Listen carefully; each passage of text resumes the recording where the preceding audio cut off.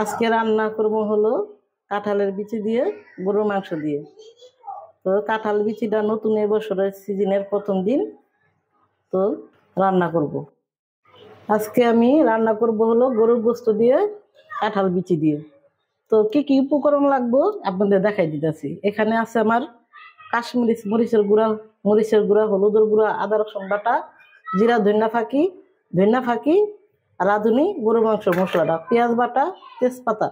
আর এখানে আমি আনান পেঁয়াজ কতটি কুটটা নিছি। আর এইটা ফাঁকি করে নিন কষানোর সময়, আর লবণটা পরিমাণ মতন দিব, আর সরিষার তেলটা লাগবে। তো দেখতে থাকেন কাঁঠাল বিচি দিয়ে গরুর গোস্তটা কিভাবে রান্না করি। তো আমি সব মশলাটা একসাথে করে পানি দিয়ে ভিজাই নিব। সবটা নিতেছি আমি। এখানে 2 পদের মরিচের গুঁড়াটা, আর এটা হইলো রাঁধুনি গরুর গোস্তের মশলাটা, হলুদ, ধনিয়া, জিরা আর ধনিয়ার ফাঁকিটা ঘরে। তো এখানে আমি একটু পানি দিয়ে দিই। পানি দিয়ে একসাথে আমি মিক্সার করে নিই।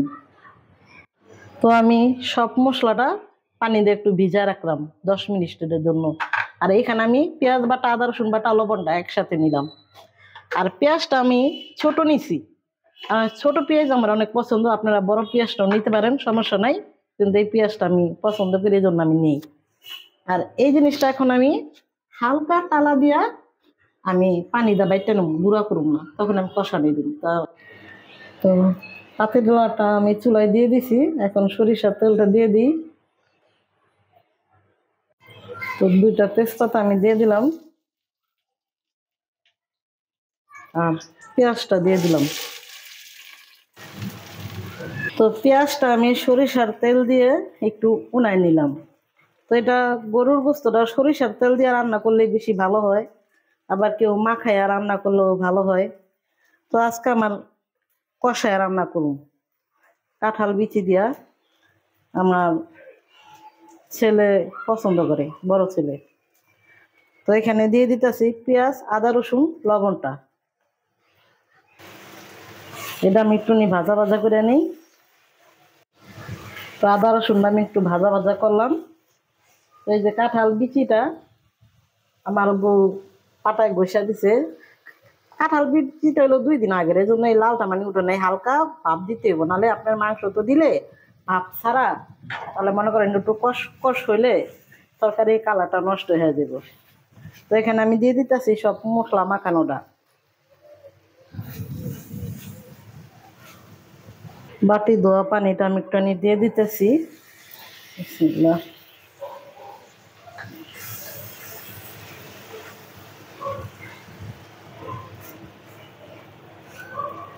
তো এইভাবে গোস্তটা রান্না করলে খুব স্বাদ হয়।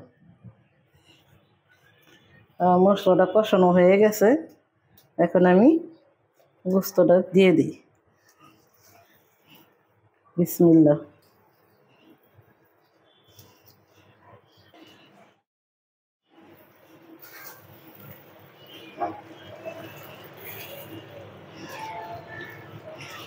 তো আমি ওই মশলাটা, যেটা আমি গরম মশলা নাম দিই নাই, যেহেতু আমি ওটা ফাঁকি করে দিব। তো বিসমিল্লাহ, এটা ভাবেই থাক। এখন পানি উঠুক, এটা আমি পানি দিব না। তো বিসমিল্লাহ।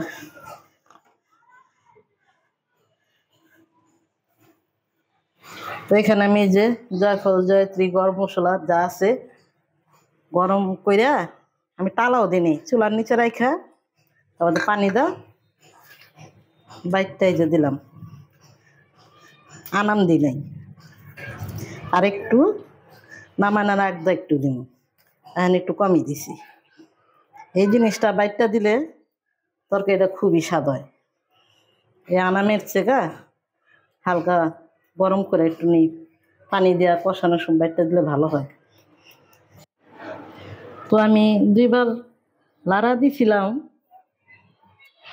তো দেখেন কালারটা কত কত সুন্দর হয়েছে, বাটা মশলার মতনই।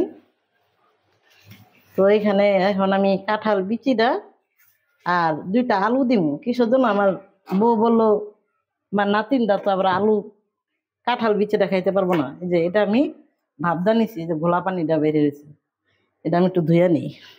তো এই যে কাঁঠাল বিচিটা আমি 2 দোয়া দিয়ে দিলাম। আর এখানে বড় 2টা আলু নিছি আমি, বিসমিল্লাহ। কাঁঠাল বিচিটা দিলাম তো, ওই জন্য বউ বললো যে আম্মু 2টা আলু দেন আপনার নাতিনের জন্য। কাঁঠাল বিচি তো চাবায় খেতে পারবো না, তাই আমি বললাম ঠিকই তো। তো 2টা আলু দিয়ে দিলাম। এইভাবেও দিতে পারেন, শুধু কাঁঠাল বিচি দিয়েও রান্না করতে পারেন, আবার কষাই দিয়েও রান্না করতে পারেন, দুটোটাই রান্না করা যায়। তো একটু কষানো হোক। বিসমিল্লাহ। তো এটা আমি কষাইছি মনে করেন না হইলো 15-20 মিনিট, এইভাবে আমি জাল কমে রেখে দিছি। আলুটাও মানে কষাইলে কালার হয়, বিচিটাও কালার হয়। আর যদি না কষায়, যদি পানিটা তাড়াতাড়ি দিয়ে দিই, তা আলুটা আর দানাটা মনে করেন হইব না, কালার হইব না। তো আমি দেখি একটু বিচি সিদ্ধ হয়েছে নি, গরম পানি দিয়ে দিব। তো সিদ্ধ হয় নাই, তো আমি গরম পানি দিয়ে দিতেছি। গরুর গোশত তো আপনি গরম পানি দিবেন, না হলে সিদ্ধ হইব না। বিসমিল্লাহ। আমি 2 গ্লাস পানি দিয়ে দিলাম। এটা আলুতে আর কাঁঠাল দানাতে পানিটা সিদ্ধ হওয়া পর্যন্ত চুষা নিব।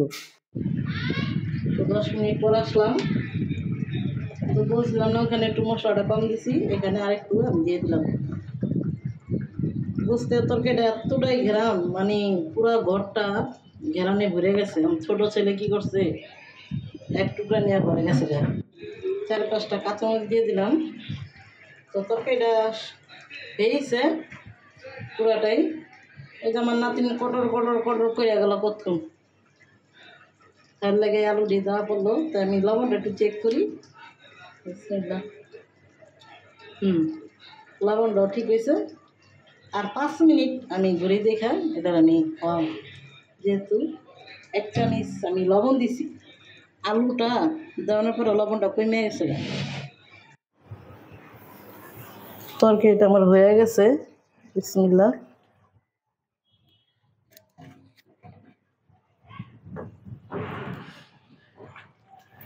সম্পূর্ণ ঠিক আছে, আলুটা আর কাঁঠাল দানাটা সিদ্ধ হয়ে গেছে। এই যে আলুটা পুরোটাই এই যে সিদ্ধ হয়ে গেছে, কাঁঠাল বিচিটা এই পুরোটাই সিদ্ধ হয়ে গেছে। আর তরকারিটা আমার গোস্তটাও পুরাটা সিদ্ধ হয়েছে। এই যে হয়ে গেছে গা তরকারিটা। এইভাবে রান্না করলে গরুর গোস্তর স্বাদ অনেক বাড়ে, তো বাটা মশলার মতনই।